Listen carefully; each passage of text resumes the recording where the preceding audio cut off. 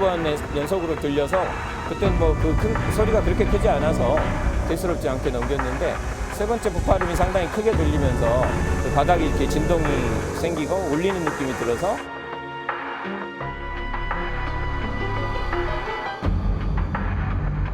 출입문이 열리니까 그 출입문 안쪽에 두고 갔습니다. 병원을 이용한 적은 있는데 그 치료 과정에 어떤 불만인 상황이 있었는지 그 부분에 대해서 추가 조사 후에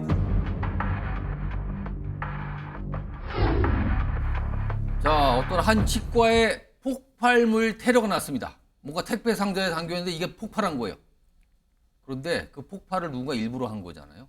이유는 치료 부위가 아파서. 이게 말이 됩니까 지금? 치료 부위 아프다고 폭발물을 배달해서 터뜨립니까 지금요? 정리 좀 해보죠. 이게 어제 광주광역시 한 치과에서 있었던 건데요. 미리 준비한 사제 폭발물에 불을 붙인 뒤 그리고 치과 쪽에다 놓고 이제 도망간 거예요. 이게 무슨 뭐 가스죠? 이 소형 가스, 이 뭐 휴대용 가스, 이 뭐 부탄가스라 그러는데 그걸 뭐 연결해서 만들었다는데 이게 상자가 폭발을 하면서 뭐 그 건물 일대가 한마디로 난리가 난 거죠. 천만다행으로 인명피해는 없었습니다. 그리고 스프링클러가 작동했고요. 9분 만에 화재는 진압됐다. 그리고 뭐 범행 2시간여 만에 경찰에 자수했다. 이런 얘기입니다. 지금 보면 70대로 알려졌고요. 지금 뭐 이 사건이 있은 그 뒤에 모습들이 지금 나와 있는데 이용윤 변호사? 네. 도대체 왜 이런 엄청난 짓을 한 겁니까? 네, 저 상가 건물 3층에 이제 치과 병원이 이제 위치를 하고 있는데 예. 이 70대 남성이 이 치과 병원에서 치료를 받고 있었습니다. 예. 이 보철 치료를 받고 있었는데 그 보철 치료를 받고 있는 와중에 염증이 발생했고 치아가 계속 흔들리는 상태였다고 합니다.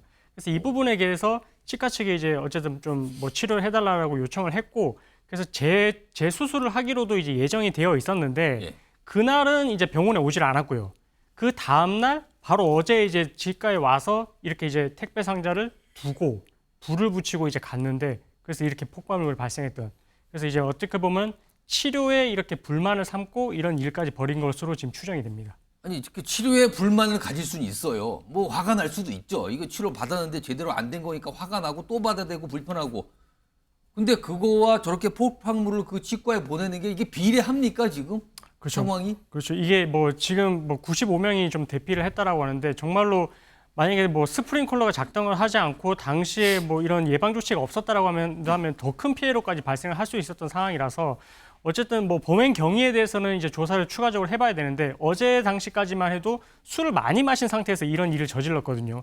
그래서 어제는 바로 이제 조사가 이루어지지 않았고 오늘 오전부터 조사가 지금 진행이 되고 있는 상황인데 어쨌든 지금 진술하는 내용으로 봤을 때는 치과 치료에 대한 불만을 품고 이제 그렇게 진행을 했었던 것이다 이렇게 진술을 하고 있고 예. 뭐 이 부분에 대해서는 추가 조사를 통해 가지고 뭐 다른 의도가 있었는지 이런 부분에 대해서는 더 파악을 해봐야 될 것 같습니다. 이용주 교수님, 네. 이거 부탄가스를 여러 개 묶은 다음에 거기다 뭐 불을 붙여서 네. 집어넣어서 폭발했다는 건데 네. 이것도 사실 굉장히 폭발력이 크지 않습니까? 이렇게 되면? 예, 실제로 뭐 부탄가스 작은 통이긴 합니다만 사실 한 개가 폭발했을 때 이게 폭발하는 상황이나 또 누출되는 가스가 누출되는 예. 상황에 따라서 폭발력은 좀 달라질 수 있습니다만 작은 캔 하나 정도만 가지고도 작은 방이나 차량 내부 정도는 쉽게 손상시킬 수 근데 있을 지금 정도. 여러 개를 또 묶어놨다고 예, 다만 이제 그러거든요? 다행스러운 건 이게 이제 동시에 폭발했을 때보다는 이게 이제 바깥에서 뜨거워지면서 압력 폭발인 것으로 보이거든요. 예. 그러다 보니까 사실 연쇄적으로 폭발은 하긴 했습니다만 한꺼번에 강하게 동시에 폭발하지 않았기 때문에 조금 더 그래도 피해는 적지 않았나 싶고요. 다행스러운 건 사실 폭발도 문제지만 대부분 폭발이 난 이후에 화재로 이어지는 상황이 그렇죠. 좀 위험하거든요. 특히 여긴 또 치과긴 하지만 또 병원이기 때문에 예. 여러 가지 이런 위험한 상황이 있을 뻔했는데 다행스럽게도 여기는 스프링클러가 있었고 또 작동이 되면서 화재에 대한 부분들도 좀 더 초기에 진압이 되면서 큰 피해로 이어지지 않은 점 굉장히 다행스럽다 생각이 됩니다. 지금 뭐 다행히 그 시간대가 이게 일어났지만 인명피해가 없었던 게 이제 점심시간대라서 일단 환자들이 뭐 없었다는 거하고 아까도 말씀드렸지만 이 폭발이 일어난 뒤에 스프링클러가 바로 작동을 했다. 이거 이만큼 중요한 거 아닙니까 스프링클러? 네, 맞습니다. 일반적인 건축물에서 사실은 저한테도 화재나 방재를 전공한 저한테도 모든 소방 설비 중에 어떤 것들을 꼭 하나만 딱 해야 된다면 뭘 하겠냐라고 하면 스프링클러라고 하겠죠. 실제로 미국에서는 스프링클러가 터진 화재인 경우에 사망자가 그렇지 않은 것보다 거의 90% 이상 적다라는 통계도 있거든요. 이럴 정도로 확실하게 화재 진압이라든지 인명 안전에 기여하는 부분은 반드시 크다. 다만 이제 이 부분이 설비가 상당히 좀 헤비한 편입니다. 아까 말씀드린 수조도 설치해야 되고 펌프도 설치해야 되고 또 이건 설치만 한다고 되는 게 아니라 항상 유지 관리도 필요하기 그렇죠. 때문에 소규모 건물에다 다 적용하면 참 좋겠습니다만 이게 그렇게까지 할 수 있을 만큼의 사실은 부담을 지우는 게 맞느냐라고 하는 부분들도 사실은 좀 잘 합의적인 부분들이 필요합니다. 사회적으로. 이건 진짜 좀 진지한 고민이 있어야겠는데 이 스프링클러 부분은.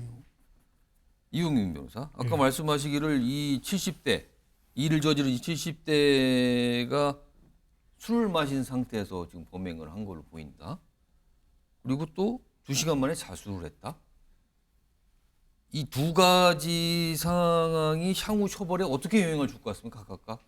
일단은 뭐 보통은 술을 마셨을 때 뭐 심신미약을 주장을 한다든지 예. 아니면은 뭐 우발적 범행이다 이렇게 주장을 할 가능성이 있긴 하지만 근데 지금 준비했던 그 사제 폭발물 같은 경우에 지금 부탄가스를 4개를 엮었다라고 하거든요. 예. 이 정도로 엮었을 정도면은 이거는 미리 준비를 하지 않고서야 할 수 없는 범죄였기 때문에 우발적이기보다는 계획 범죄에 가깝고요. 이른바 계획적인 범죄로 아무리 봐도 그렇게 보인다 이거죠. 그렇습니다. 지금? 예, 그런 상황이고 그리고 보통 자수를 했을 때는 자수를 뭐 했다는 장면을 참작을 해서 형을 좀 감면을 해주긴 하는데 근데 이 사건에 있어서는 사실은 이제 수사기관이 지금 계속해서 동선을 추적을 해서 이제 이 남성이 용의자라는 걸 특정을 해놓고 있었던 상황이거든요. 그럼 자수 전에 이미 경찰이 추적을 하고 쫓고 있었던 거예요? 그렇습니다. 그러면은? 예, 그런 상황이었기 때문에 이 자수를 실질적인 의미의 자수라고 좀 보기는 어려울 것 같고요. 그리고 또 자수하기 직전에도 또 이제 뭐 경찰서 인근에 와서 또 술을 또 마시고 또 이렇게 또 들어왔다라는 부분도 있어가지고 이런 부분들을 다 종합을 했을 때는 이런 뭐 계획 범죄 그리고 이제 자수가 실질적인 의미의 자수로 보기는 어려운 점을 고려를 했을 때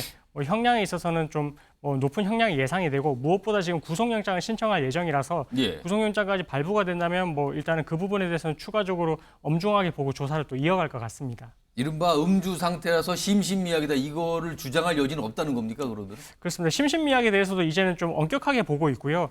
이 술을 마셨다라는 부분이 오히려 수사기관에서는 더욱더 이런 범죄를 저지르는 데 있어서 기여를 했다라고 요즘은 생각을 하고 있어가지고 예. 술을 마셨던 부분을 감경 사유로 보기보다는 오히려 더욱더 이제 이런 범죄를 촉발시킨 부분에 대해서 안 좋은 영향을 줬다라고 이제 판단할 여지가 있고 그래서 이 부분에 대해서는 심신미약 주장도 인정되기는 어려울 것 같습니다. 이런 경우는 이제 법이 적용될 거 아닙니까? 어떤 법이 적용됩니까? 네, 이런 경우에 제명은 이제 현주 건조물 방화죄가 적용이 되고 형량으로 따졌을 때는 무기 또는 3년 이상의 징역형인데 3년 이상의 징역형이 최대 상한으로 따지게 되면 이제 30년까지 갈 수도 있거든요. 근데 그렇다고 해서 그렇게 높은 형량이 선고가 되는 건 아니지만 뭐 실형 여부를 따진다라고 했을 때는 일단 95명이 대피를 했다라고 했기 때문에 엄청난 위험성이 발생할 수 있었던 그런 사고였기 때문에 예. 이 사건에 있어서는 이제 어느 정도 이제 뭐 실형이 예상이 되는 상황이고 단기 실형까지도 충분히 고려를 해볼 수 있는 그런 상황인 것 같습니다. 알겠습니다. 천만다행으로 인명피해는 없었습니다. 그냥 폭발돼서 그리고 불도 스프링클러가 바로 작동해서 바로 꺼졌거든요. 그러니까 이건 천만다행입니다. 비극적인 일이지만.